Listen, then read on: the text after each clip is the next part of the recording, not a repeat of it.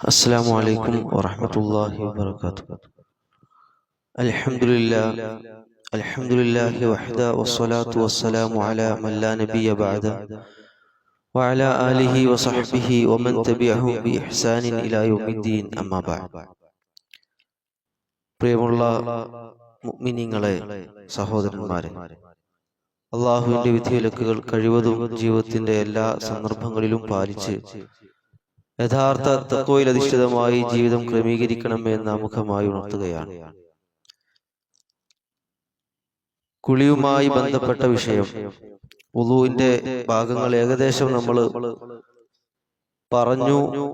ഇനി കുളിയുമായി ബന്ധപ്പെട്ട് അതിന്റെ നിർബന്ധ കുളിയും അതിന്റെ സാഹചര്യങ്ങളും കാരണങ്ങളും നമ്മൾ വിവരിക്കുകയുണ്ടായി. ഇനി വുളൂഇന് പകരം കുളി മതിയാകുമോ, കുളിച്ചു കഴിഞ്ഞാൽ പിന്നെ വുളൂ എടുക്കേണ്ടതുണ്ടോ എന്നുള്ളതാണ് അടുത്ത ഒരു വിഷയം എന്ന് പറയുന്നത്. കാരണം ആയിഷ റളിയല്ലാഹു അൻഹ അവിടുന്ന് പറയുകയുണ്ടായി, കാന റസൂലുള്ളാഹി സ്വല്ലല്ലാഹു അലൈഹി വസല്ലം യഗ്തസിലു വയുസല്ലി റകഅതൈനി. നബി സല്ലല്ലാഹു അലൈഹി വസല്ലം കുളിക്കുകയും എന്നിട്ട് 2 റക്അത്ത് നിസ്കരിച്ചു. അതോടൊപ്പം സ്വലാത്തുൽ ഗദാത്തി, ഫജ്ർ നിസ്കാരം നിർവഹിച്ചു. വലാ അറാഹു യുഹ്ദിസു വുളുഅൻ ബഅദൽ ഗുസ്ലി. കുളിക്ക് ശേഷം പുതിയ ഒരു വുളു എടുത്തതായി ഞാൻ കണ്ടിട്ടില്ല. ഇത് സുബഹിന്റെ മുമ്പ് നബി സല്ലല്ലാഹു അലൈഹി വസല്ലം കുളിച്ച സന്ദർഭമാണ്. അപ്പൊ ഇവിടെ ഈ ഹദീസിന്റെ ബാഹ്യമായിട്ട് നമ്മൾ അതിന്റെ അർത്ഥം പരിശോധിക്കുകയാണെങ്കിൽ നബി സല്ലല്ലാഹു അലൈഹി വസല്ലം കുളിച്ചതിന് ശേഷം സുബഹിക്ക് മുമ്പുള്ള 2 റക്അത്ത് നിസ്കരിച്ചു എന്നും പിന്നെ സുബഹി നിസ്കരിച്ചു. എന്നാൽ സുബഹിക്ക് ആ നിസ്കാരത്തിന് വേണ്ടി നബി സല്ലല്ലാഹു അലൈഹി വസല്ലം കുളിക്ക് ശേഷം പ്രത്യേകം വുളു എടുത്തില്ല എന്ന് അവിടെ കാണുന്നു. അപ്പൊ ഇവിടെ നമ്മൾ മനസ്സിലാക്കേണ്ടത് ഇതിന്റെ വിശദീകരണം. കാരണം റസൂലുള്ളാഹി സ്വല്ലല്ലാഹു അലൈഹി വസല്ലം യഗ്തസിലു എന്ന് പറഞ്ഞാൽ ഐ മിനൽ ജനാബത്തി, ജനാബത്തിൽ നിന്ന് നബി സല്ലല്ലാഹു അലൈഹി വസല്ലം കുളിച്ച സന്ദർഭത്തിൽ നബി ആ കുളിക്ക് ശേഷം പിന്നെ സുബഹിസ്കരിക്കാനോ മറ്റോ വുളു എടുത്തിരുന്നില്ല. അപ്പോ ഇതാണ് നമ്മൾ മനസ്സിലാക്കേണ്ട വിഷയം എന്ന് പറഞ്ഞാൽ, നമ്മൾ ജനാബത്ത് കുളിക്കുന്ന സമയത്ത് നമ്മൾ വുളു എടുക്കുന്നുണ്ട്, നിസ്കാരത്തിന് എന്നോണം നമ്മൾ വുളു എടുക്കുകയാണ്. എന്നിട്ട് മാത്രമല്ല, നമ്മുടെ നിയ്യത്ത് എന്താണ്? വലിയ അശുദ്ധിയിൽ നിന്നും പടച്ചോനെ സുരക്ഷിതമാവാൻ വേണ്ടി ആണ് ഞാൻ കുളിക്കുന്നത് എന്നാണ്. അപ്പോ ചെറിയ അശുദ്ധിയേക്കാൾ വലുതാണല്ലോ വലിയ അശുദ്ധി. അപ്പൊ അത് നിർവഹിക്കുക വഴി പിന്നെ വുളൂവിന് പ്രസക്തിയില്ല, ആവശ്യമില്ല എന്നാണ്. ഇനി നമ്മൾ പലപ്പോഴും ശ്രദ്ധിക്കാതെ പോകുന്ന മറ്റൊരു കാര്യം, നഗ്നത മറച്ച് കുളിക്കാൻ ശ്രമിക്കുക എന്നുള്ളതാണ്. നമ്മൾ ബാത്റൂമിലാണെങ്കിലും അവിടെ ആരുമില്ലല്ലോ, നമ്മളും നമ്മളെ റൂമല്ലേ ഉള്ളൂ. ഈ ഒരു മറയുണ്ടെങ്കിൽ പോലും നിങ്ങൾ നഗ്നത മറച്ചുകൊണ്ടാവണം കുളിക്കേണ്ടത് എന്ന് നബി സല്ലല്ലാഹു അലൈഹി വസല്ലം പറയുന്നത് നമുക്ക് കാണാൻ കഴിയും. സ്വഹാബത്ത് ചോദിച്ചു നബിയോട്, പ്രവാചകരെ, ഇതുമായി ബന്ധപ്പെട്ട വിഷയം ചോദിച്ചപ്പോൾ നബി മറുപടി പറയുന്നത്, ഇഹ്ഫദ് ഔറതക, നീ നിന്റെ ഔറത്ത് നീ സൂക്ഷിക്കണം. ഇല്ലാ മിൻ സൗജതിക് ഔ മാ മലകത് യമീനുക, നിന്റെ ഭാര്യയുടെയും മുമ്പത്തെ കാലത്തെ സമ്പ്രദായം അനുസരിച്ച് നീ ഉടമപ്പെടുത്തിയ നിന്റെ അടിമ സ്ത്രീയുടെയും മുമ്പിൽ അല്ലാതെ നീ നിന്റെ ഔറത്ത് ഒളിവാക്കാനേ പാടില്ല എന്ന് പറഞ്ഞു.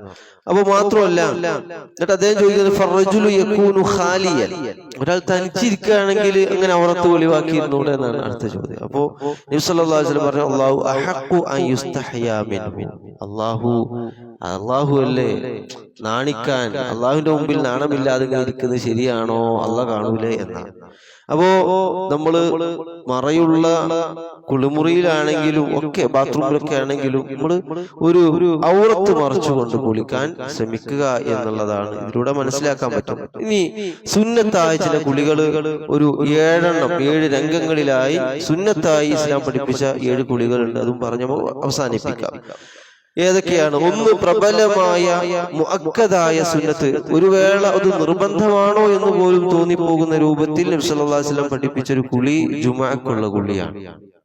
ജുമുഅക്ക് വേണ്ടി പള്ളിയിലേക്ക് വരുന്ന സമയത്ത് കുളിച്ചുകൊണ്ടായിരിക്കണം നിങ്ങൾ വരണം. ഇദാ ജാഅ അഹദുക്കും ഇലൽ ജുമുഅത്തി ഫല്യഗ്തസിൽ, നിങ്ങൾ ജുമുഅക്ക് വരികയാണെങ്കിൽ കുളിക്കട്ടെ എന്നാണ് നബി സല്ലല്ലാഹു അലൈഹി വസല്ലം പറഞ്ഞത്. രണ്ടാമത്തെ സുന്നത്ത് കുളി എന്ന് പറയുന്നത് മയ്യത്ത് കുളിപ്പിച്ചു കഴിഞ്ഞാൽ, ഒരാൾ നമ്മൾ മയ്യത്ത് കുളിപ്പിച്ചാൽ ആ കുളിപ്പിച്ച വ്യക്തി എന്ത് ചെയ്യണം? ഈ കുളി ഒരു സുന്നത്തായ നിലക്ക് ആ കുളി നിർവഹിക്കേണ്ടതുണ്ട് എന്നാണ്. മൂന്നാമത്തത്, അമുസ്ലിമായൊരു മനുഷ്യൻ ഇസ്ലാമിലേക്ക് കടന്നു വന്നാൽ, മുസ്ലിമായി തീർന്നാൽ അവൻ കുളിക്കണം. അത് സുന്നത്തായ കുളിയാണ്. മറ്റൊന്ന്, ഹജ്ജിന് വേണ്ടി ഇഹ്റാം കെട്ടുന്ന സമയത്ത്, ഇഹ്റാമിൽ ചെയ്യുന്ന സമയത്ത് കുളി, അത് സുന്നത്താണ്. അഞ്ചാമത്തത്, രണ്ടു പെരുന്നാളിനു വേണ്ടി നാം കുളിക്കുന്ന കുളി, അത് പ്രബലമായ സുന്നത്ത്. ആറാമത്തത്, മക്കയിൽ നമ്മൾ പ്രവേശിച്ചു കഴിഞ്ഞാൽ, പവിത്രമായ മക്കത്തുൽ മുക്കറമയിൽ പ്രവേശിച്ചാൽ അവിടെ നമ്മൾ കുളിക്കൽ സുന്നത്താണ്. അതുപോലെ തന്നെ ബോധക്ഷയമുണ്ടായ ഒരു മനുഷ്യൻ ബോധം വന്നു കഴിഞ്ഞാൽ കുളിക്കണം. ഇതൊക്കെ നബി സല്ലല്ലാഹു അലൈഹി വസല്ലം, ഇപ്പോൾ നമുക്കറിയാം നബിയുടെ അവസാന അന്ത്യ നിമിഷ സമയങ്ങളിലൊക്കെ അദ്ദേഹത്തിന് ഇടക്കിടക്ക് ഇങ്ങനെ ബോധം പോവുകയും ഇങ്ങനെ നബി സല്ലല്ലാഹു അലൈഹി വസല്ലം അതൊക്കെ കഴിഞ്ഞ് ബോധം വന്നതിന് ശേഷം നബി സല്ലല്ലാഹു അലൈഹി വസല്ലം കുളിച്ചതായി നമുക്ക് കാണാൻ കഴിയും. അപ്പൊ ഇതെല്ലാം പ്രവാചക ചര്യയിൽ നമ്മൾ കാണുകയും പഠിക്കുകയും ഒക്കെ മനസ്സിലാക്കുകയും ചെയ്യേണ്ട വിഷയമാണ്. ഇത്തരം സന്ദർഭങ്ങളിലൊക്കെ നമുക്ക് കഴിയുമെങ്കിൽ ഈ സുന്നത്തുകളെയൊക്കെ നമ്മുടെ ജീവിതത്തിന്റെ ഭാഗമാക്കി മാറ്റാൻ നമ്മൾ ശ്രമിക്കുക. അള്ളാഹു കാര്യം പഠിക്കാനും ജീവിതത്തിന്റെ ഭാഗമായി ഉൾക്കൊണ്ട് മുന്നോട്ട് പോകുവാനും അള്ളാഹു നമുക്ക് ഏവർക്കും തൗഫീഖ് പ്രദാനം ചെയ്ത് അനുഗ്രഹിക്കുമാറാവട്ടെ. വആഖിറു ദഅവാനാ അൽഹംദുലില്ലാഹി റബ്ബിൽ ആലമീൻ. അസ്സലാമു അലൈക്കും വറഹ്മത്തുള്ളാഹി.